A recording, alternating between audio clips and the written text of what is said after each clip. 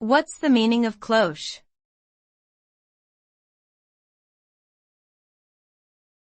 Cloche.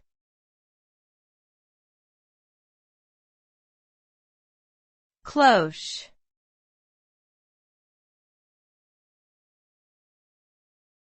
Cloche.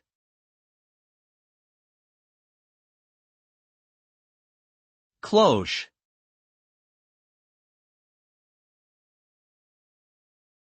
Cloche is a French term that refers to a bell-shaped glass cover used for protecting small plants from the elements. The cover is typically made of glass or plastic and rests on a base, creating a miniature greenhouse effect around the plant.